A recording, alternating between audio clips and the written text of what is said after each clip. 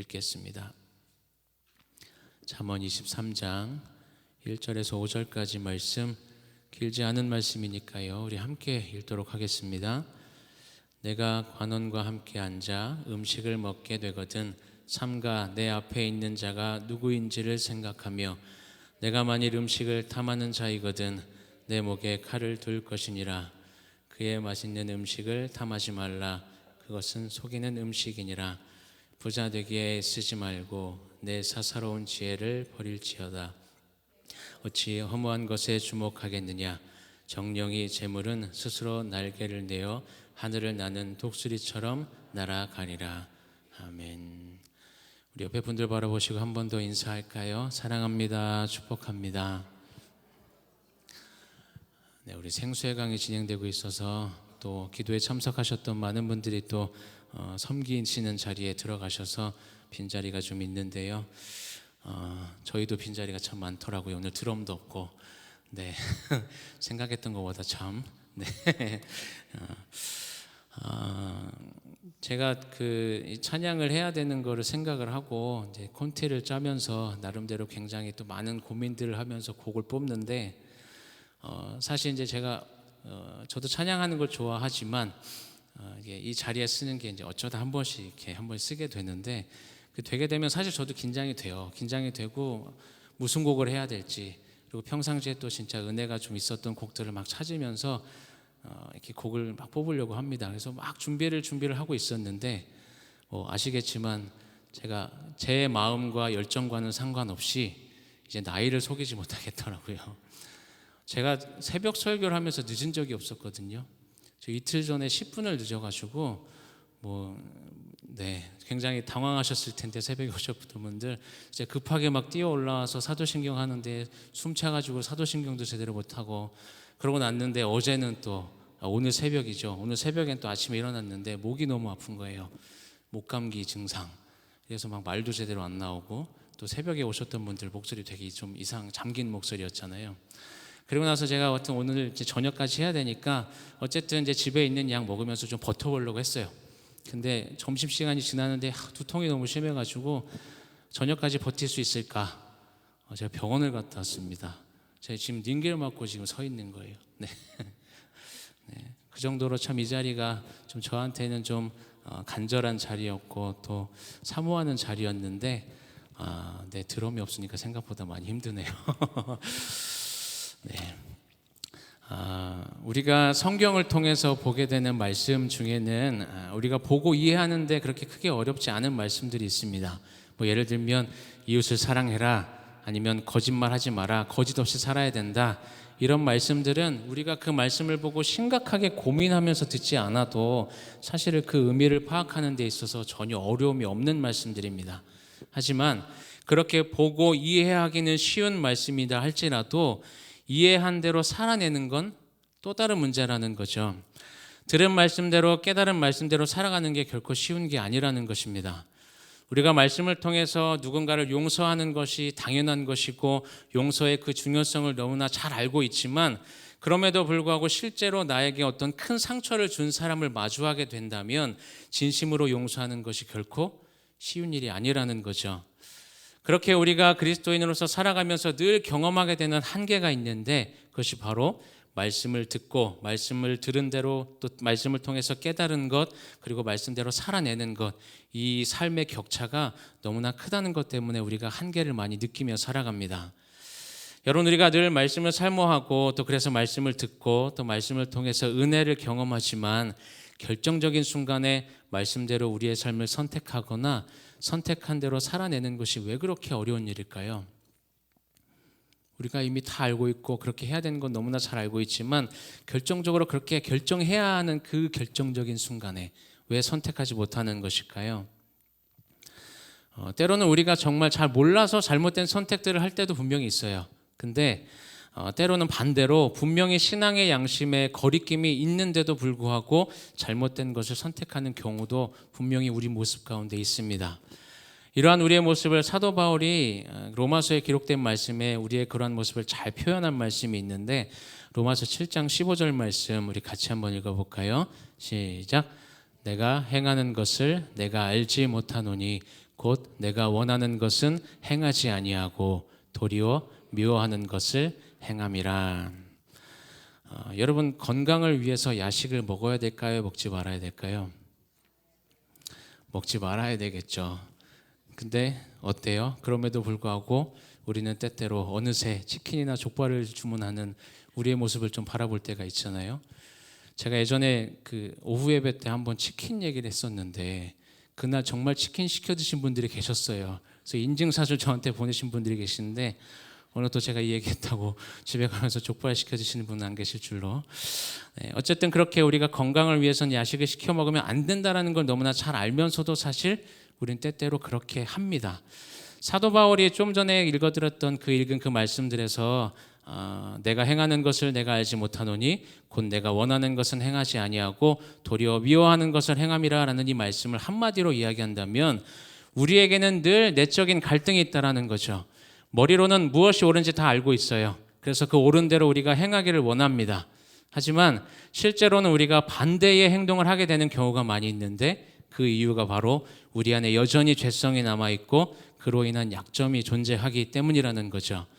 우리가 늘 말씀대로 행하고 또 옳은 일을 하고 싶어 하지만 동시에 우리 안에 있는 그 죄인된 본성 때문에 반대의 선택, 잘못된 선택을 하게 된다는 것입니다.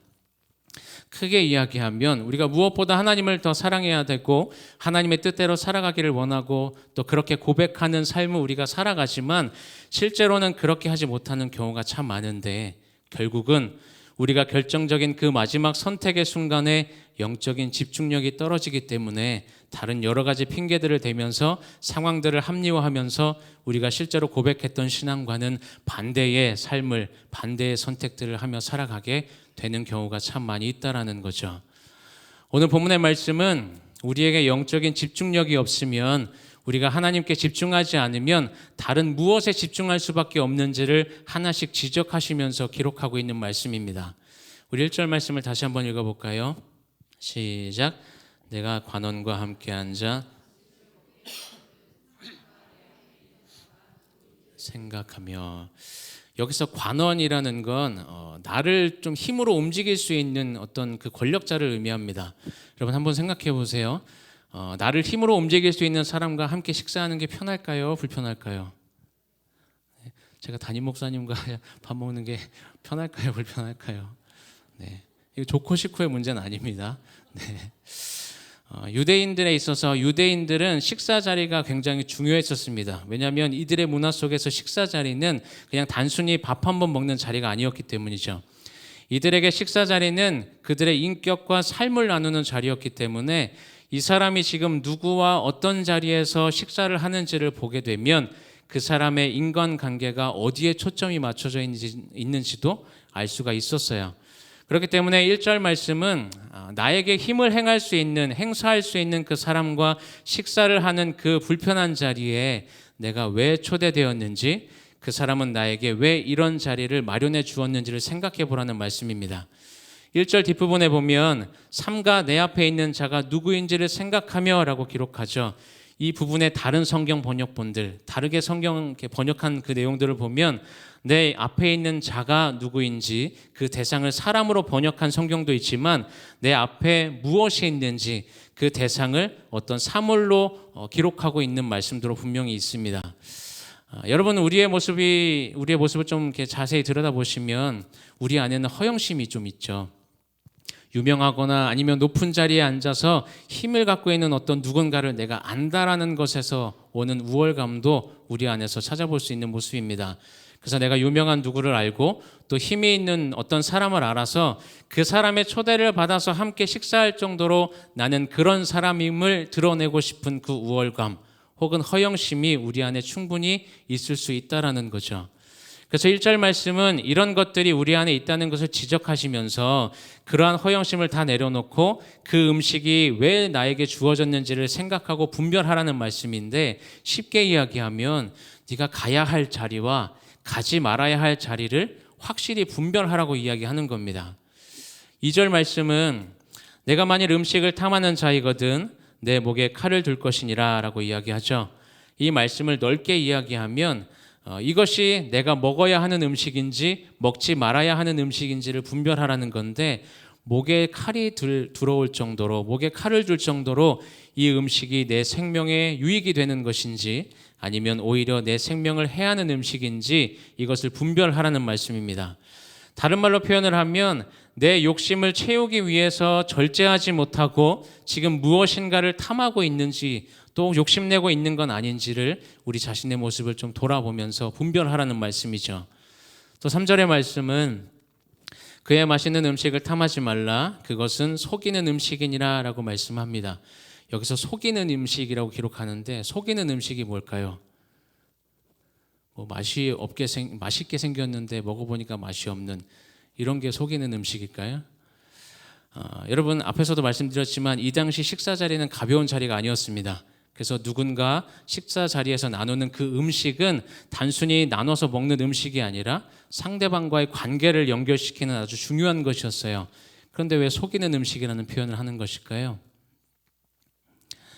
여러분, 인류 최초의 죄가 무엇과 연관되어 있습니까?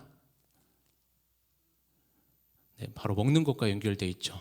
하나님께서 아담과 하와에게 선악을 알게 하는 나무의 열매를 먹지 말라고 명령하셨는데, 그런데 뱀이 선악을 알게 하는 나무의 열매를 먹도록 하와를 유혹하죠. 결국 뱀의 유혹에 넘어가서 아담과 하와가 둘 다 하나님 앞에 범죄하게 됩니다. 그렇게 선악을 알게 하는 나무는, 그 나무의 그 열매가 이들에게는 속이는 음식이 된 것이죠. 다시 말하면 세상의 유혹이 얼마나 매력적으로 보일 수 있는지, 그래서 그 유혹이 얼마나 위험할 수 있는지를 경고하시면서 그러한 유혹에 넘어가지 않도록 우리에게 분별하라고 말씀하고 계신 겁니다. 또 4절의 말씀을 보면 부자 되기에 애쓰지 말고 내 사사로운 지혜를 버릴지어다 라고 말씀합니다.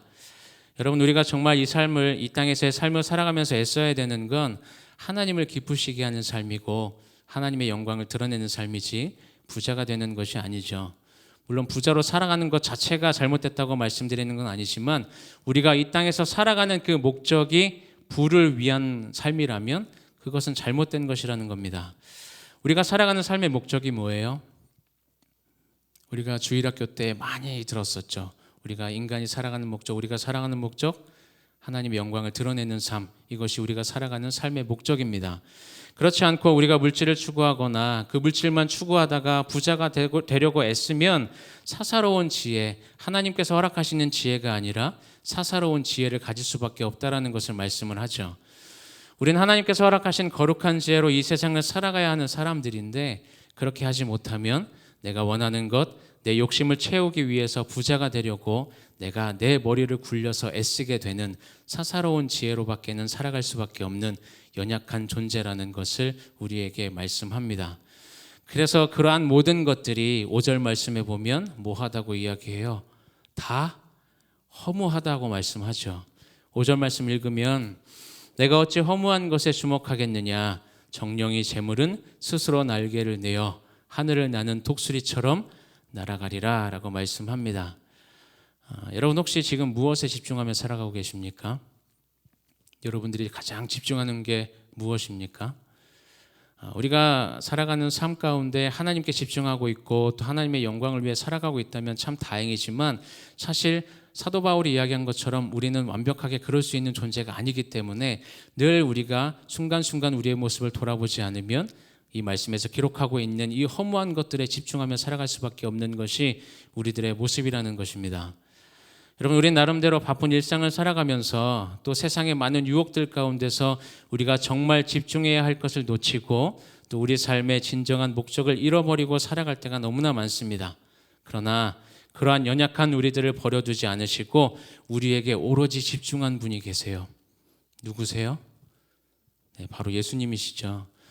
예수님께서 우리에게 집중하셨기 때문에 세상에서 볼 때는 너무나 허무해 보이고 너무나 비참해 보이는 자리였지만 우리를 구원하시기 위해서 십자가의 자리를 선택하셨던 겁니다. 그렇게 놀라운 은혜가 주어진 우리는 허무한 것에 집중하지 않는 영적인 분별력이 우리 안에 필요하고 영적인 집중력이 필요하다라는 거죠. 여러분, 우리에게 어떠한 집중력이 필요할까요? 가장 기본적인 거지만 우리는 가장 먼저 말씀에 대한 집중력이 필요합니다. 시편 119편 105절 말씀을 보면 주의 말씀은 내 발의 등이요 내 길의 빛이니이다 라고 말씀합니다. 우리가 말씀에 집중해야 되는 이유는 말씀에 집중해야 하나님께서 원하시는 삶이 무엇인지를 깨달을 수 있고 우리가 걸어가는 삶의 방향을 잃지 않을 수 있기 때문이죠. 또 두 번째는 뭘 집중해야 될까요? 말씀 나왔으면 이제 기도가 나와야죠. 기도에 대한 집중력이 필요합니다. 여러분, 기도에 대한 대표적인 말씀이 있는데 데살로니가 5장 17절 말씀, 무슨 말씀이에요? 벌써 띄워줬네요. 쉬지 말고 기도하라.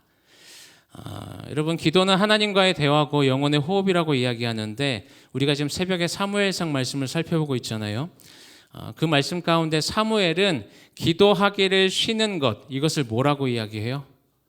기도하기를 쉬는 죄라고 이야기합니다. 기도하는 걸 쉬는 게 죄라고까지 이야기를 한다는 거죠. 물론 쉬지 말고 기도하라는 이 말씀이 다른 일 다 제쳐놓고 아무것도 하지 말고 그냥 기도만 하라는 말씀은 아닙니다. 쉬지 말고 기도하라는 이 말씀은 도무지 기뻐할 수 없는, 도무지 용서할 수 없는, 도무지 바뀌지 않는 그 상황 속에서도 하나님의 뜻이 이루어지기를 바라는, 내가 원하는 내 중심의 기도가 아니라 하나님의 뜻이 이루어지기를 바라는 하나님 중심의 기도를 드려야 한다는 것을 말씀하고 있는 겁니다.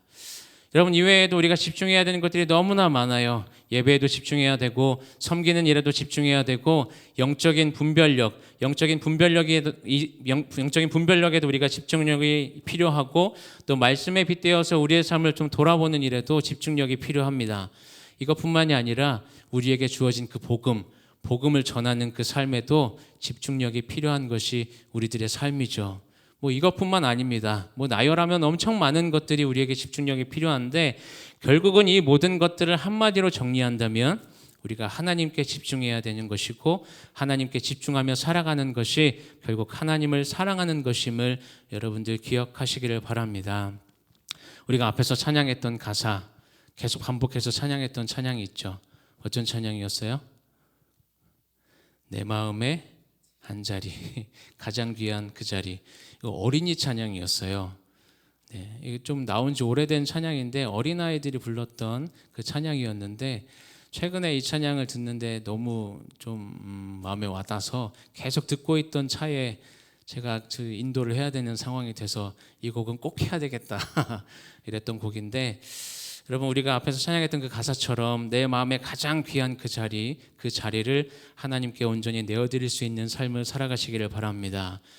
우리들을 위해서 십자가에 못 박히시고 모든 죄를 용서해 주셨을 뿐만 아니라 어떠한 상황 가운데서도 우리를 절대 포기하지 않으시고 죽기까지 사랑하셨던, 그렇게 우리에게 집중하셨던 그 예수님의 은혜와 사랑을 기억하시면서 우리의 삶이 늘 하나님께 집중된 삶, 하나님께서 기뻐하시는 삶이 될 수 있기를 주님의 이름으로 축원을 드립니다.